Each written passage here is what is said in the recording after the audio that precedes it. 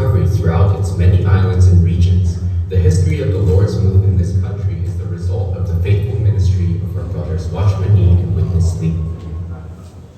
The Lord's recovery took root in the Philippines in 1937 when Watchman Nee visited a group of Christians in Manila ministry. Through his help, they became clear concerning the truth of the crown of the church and were brought into the fellowship of the body. Later, in 1942, a group of believers in Aluran, Misamis Occidental in the southern Philippines who read the writings of Watchman Nee also left the denominations. The Lord's news spread further through Witness Lee's ministry from 1950 to 1961, where he would labor several months every year in the Philippines to minister the truth, usher the saints into the experience of life, and perfect the saints for their organic function in the church. During this period, the Philippines saw a remarkable increase in the churches. Brother Lee also visited the southern Philippines in 1967, marking a turning point in the Lord's recovery in these places. As a result, the recovery would spread to other parts of Mindanao and Visayas in the 70s. Brother Lee was especially burdened for the children and the young people. He spoke frequently in conferences and trainings, resulting in many life-changing consecrations among these young ones. However, by 1983, there were still only 7 churches in Luzon, and there was a great need to actively gain the young Filipino college students. In 1984, Brother Witness Lee told his co-worker, Brother Liu Chi-Cheng, that for the sake of the spiritual future of the churches in the Philippines, there was a need to conduct full-time training. The goal was to gain at least 40,000 young persons who are constituted with and are able to speak the high truth and propagate the churches. Brother Liu received this burden and thus began the full-time training. Over the years, the thrust of the work has been to closely follow the pattern that Brother Lee laid out concerning the training in the God-ordained way. The full-time training in Malabon has had 3,624 trainees in the past 29 years. The supply of trained young people burdened to propagate in various places has resulted in the increase of the churches established in Luzon. Some trained ones who later migrated to work overseas also became useful serving ones in different parts of the world, such as in the Middle East. In accordance with the fellowship of Brother Andrew Yee, the full-time training in Malabon has also received overseas trainees from various countries. In 1995, Brother Witness Lee set up the Gospel Book Room of the Philippines to meet the growing demand for ministry materials needed to feed the saints and establish them in the truth. From printing an average of 3,500 copies of the Holy Word for Morning Revival in 1995, the GBPI now prints 26,700 copies every issue, including the Tagalog version printed in the Literature Center in Malabon for the churches in the northern Philippines.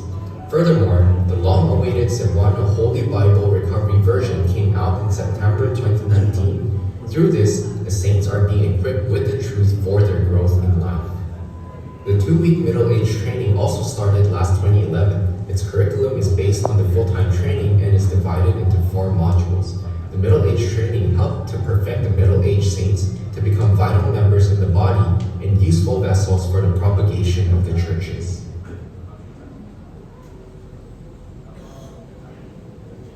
The effects of the recent COVID-19 pandemic with its lockdowns were severely felt in the country.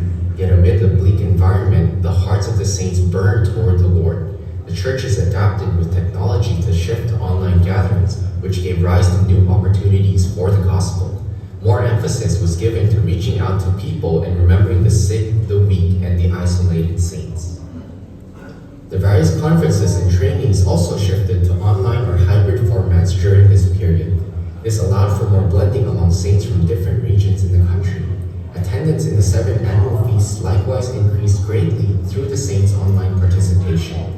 The FTT Malabon shifted to remote training locations, which helped extend the reach of their propagation.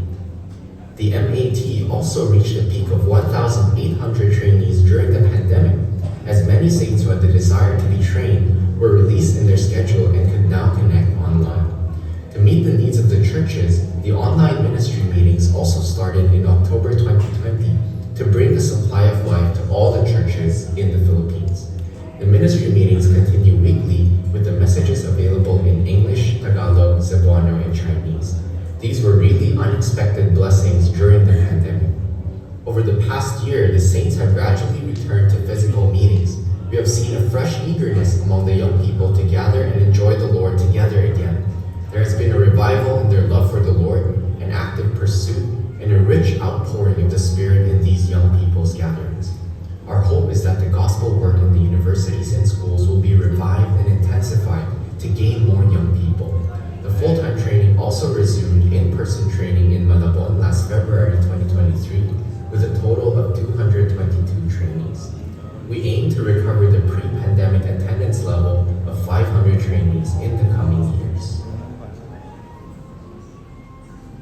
Now, as the churches return to the normal meetings, we continue to practice all the lessons learned from this pandemic, to focus on the small groups rather than the big meetings, to be people-centered rather than meeting-centered, and to go to the people rather than wait for them to come.